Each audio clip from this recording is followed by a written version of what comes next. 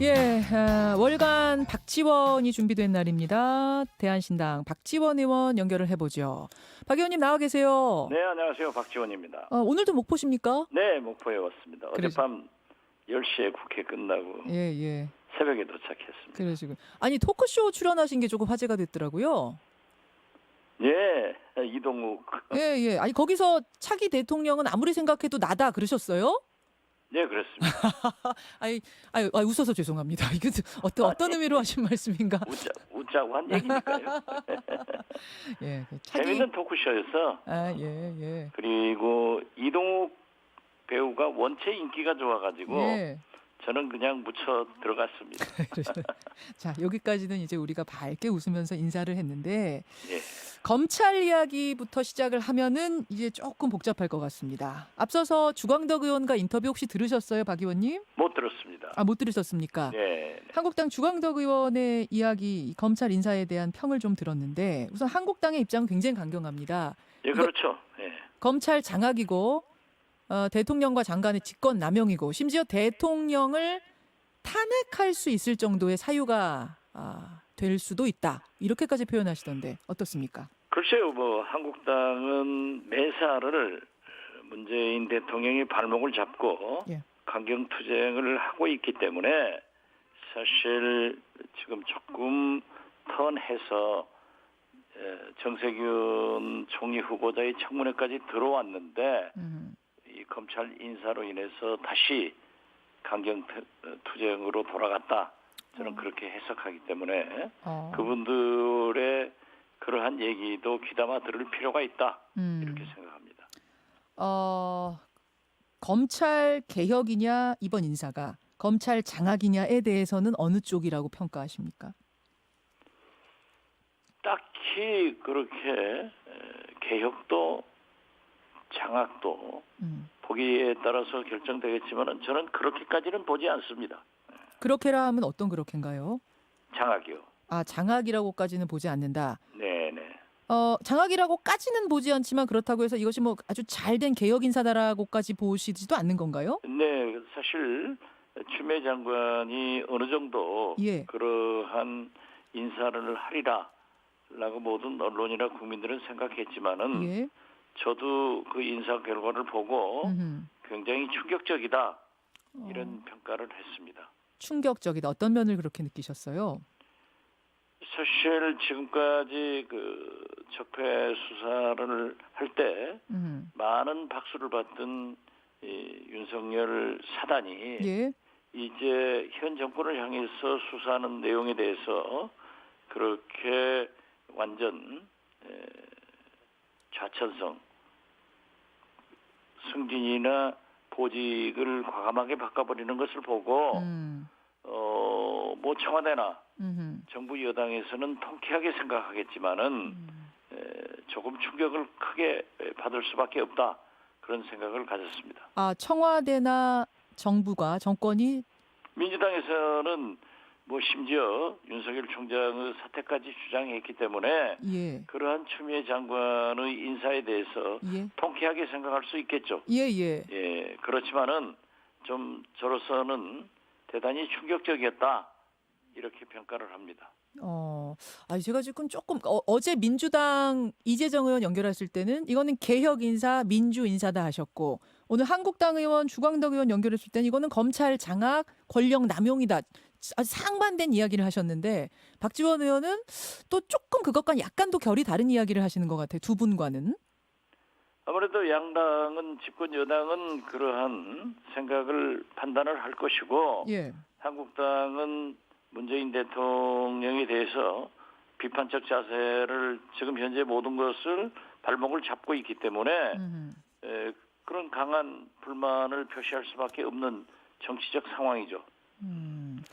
알겠습니다. 지금 그럼 아주 조금 더 구체적으로 들어갈게요. 이제 검찰 인사의 내용이 있고 절차가 있는데 우선 절차부터 얘기를 해보겠습니다. 인사를 하는 과정에서 검찰총장의 의견을 듣도록 돼 있습니다. 검찰청법에 보면은.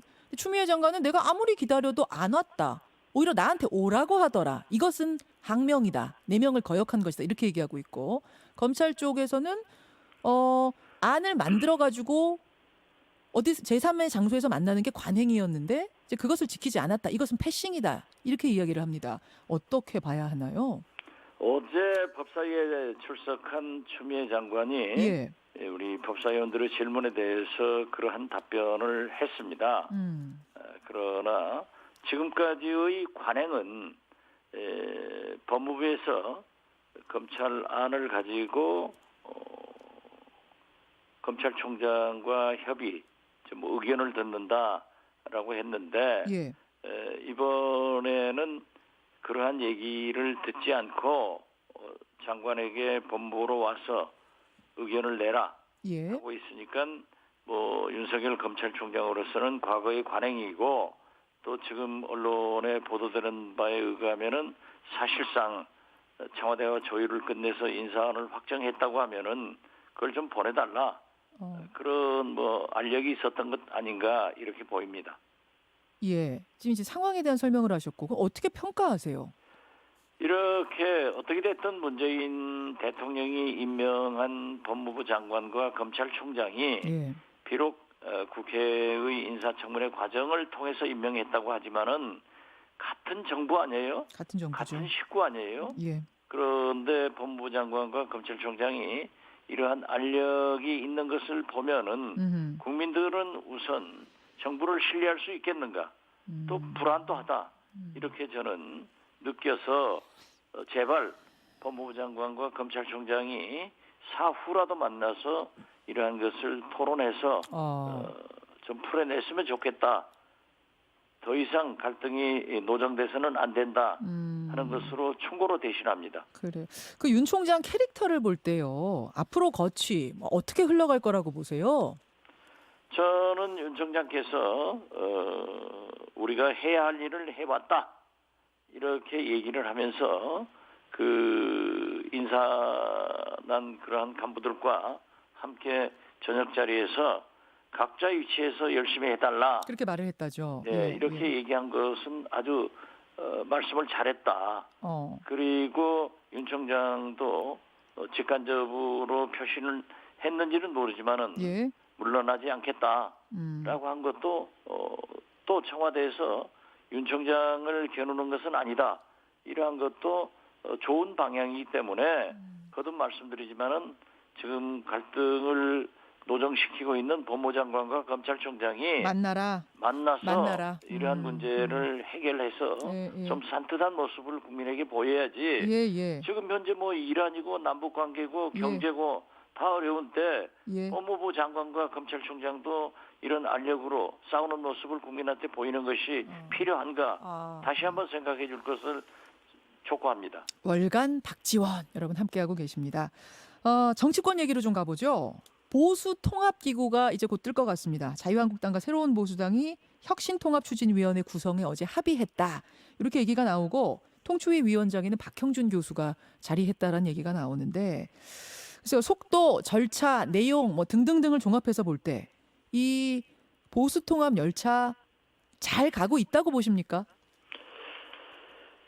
저는 뭐 그러한 방향을 설정해서 보수 대통합을 해야 된다 하는 원칙론에 대해서는 그렇게 되는 것이 바람직하다고 생각합니다. 정치 발전을 위해서. 그렇지만은 현실적으로 총선을 앞두고 이 4분 5열된 보수가 그러한 기치로 뭉칠 수 있을까 하는 문제에 대해서는 회의적으로 봅니다. 회의적으로 보세요. 그러니까 그 장애물 지금 최대 장애물은 새로운 보수당이 제시한 유승민 의원이 제시한 보수통합 3원칙 아닙니까? 그렇죠. 탄핵 책임 묻지 말자, 개혁 보수로 나가자, 새집 짓자. 요거 잘 안 될 것 같이 보이세요? 이 장애물 못 넘을 것 같이 보이세요? 저는 제일 큰 문제는 박근혜 탄핵을 넘자. 어떻게 넘냐 이것이 문제입니다. 어떤 것으로 생각할 것이냐. 그러한 탄핵 국정농단에 대해서 통렬한 반성을 하면서 대국민 사과를 하고 넘어갈 것이냐. 이러한 원칙적인 문제가 결정되지 않았기 때문에 만약 없던 것처럼 넘어갈 수는 면은 국민들이 용서를 하지 않을 거고 지금 없던 것처럼 넘어가자 그거 아니에요? 아무의 책임도 묻지 말고 따지지 말고 가자? 따지지 말고 가자 하는 뉘앙스로 박형진 위원장은 얘기하는 것 같은데 예, 예. 그렇게 됐을 때 이 시대 정신과 역사를 부인하는 거 아니에요. 그래서 국민들이 용서하겠느냐 이거죠. 아, 그러면 보수 통합 과정에서 3원칙에 각 당이 보수 각 당이 합의하는 건 물론이고 동시에 사과, 대국민 사과도 나와야 그게 강을 건너는 거라고 보시는 거예요. 통일한 반성과 대국민 사과를 하고 예, 예. 그 국정농단 세력은 국민 앞에 책임지는 모습을 보여야 될 것 아니에요? 그것을 척결한다고 하면은 예. 반드시 일부 세력에 대해서는 공천에 배제할 거예요. 그랬을 때 이분들이 승복하겠느냐? 실제로 지금 한국당 황교안 대표를 움직이는 것은 친박 세력들 아니에요? 주류죠. 예. 그렇기 때문에 황교안 대표가 통합을 부르짖었다가 친박 세력들의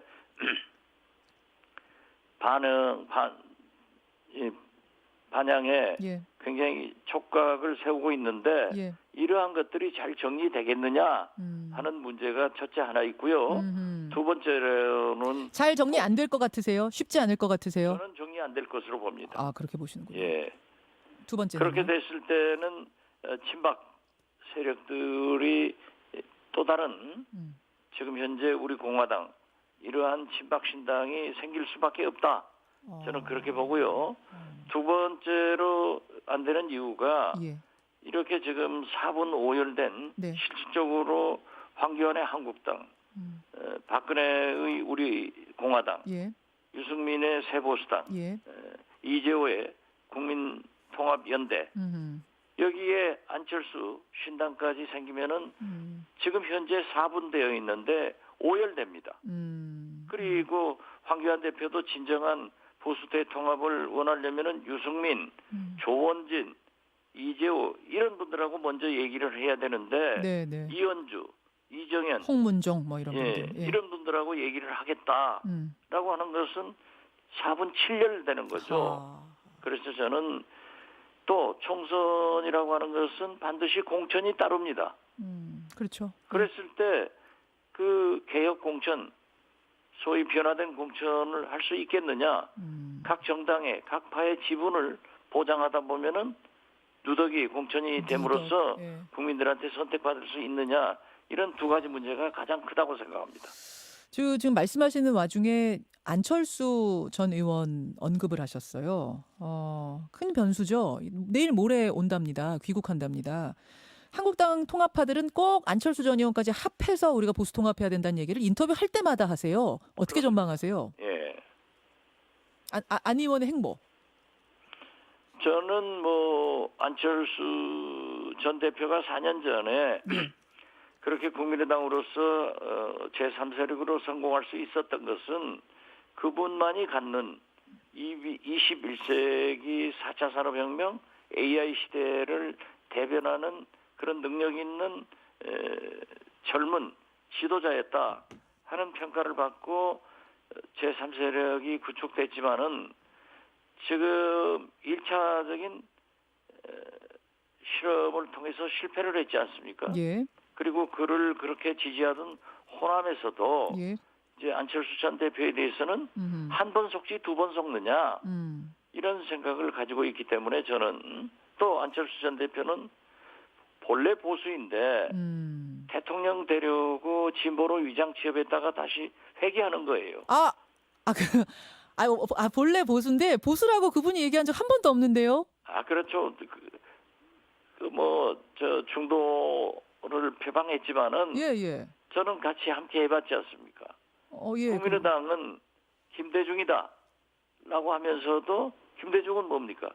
햇볕 정책을 부인해버리는 그래서 대선 과정에서부터 상당히 저는 감지를 했는데 역시 그걸 평가를 했단 말이에요. 국민들이. 예. 어떻게 됐든 지금 현재 안철수 전 대표는 귀국을 하면은 여러 가지 얘기가 있지만은 제가 볼 때 예. 바른미래당에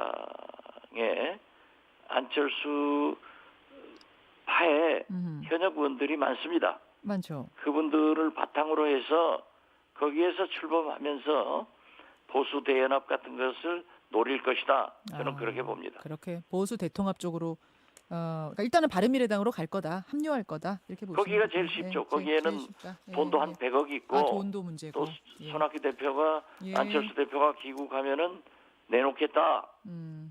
또 그리고 거기에 알겠습니다. 가장 많은 자기 추정 세력들의 현역 의원들이 있기 때문에 예. 쉬운 방법 아니에요? 자, 여기까지 오늘은 듣는 것으로 하죠. 박지원 의원님 고맙습니다. 네, 감사합니다. 월간 박지원이었습니다. 김현정의 뉴스쇼는 청취자 여러분의 참여로 이루어집니다. 트위터, 페이스북, 레인보우 게시판, 그리고 단문 50원, 장문 100원의 유료 문자 샵 1212, 우물정 1212 통해 참여하실 수 있습니다. 김현정의 뉴스쇼, 여러분과 함께 만듭니다.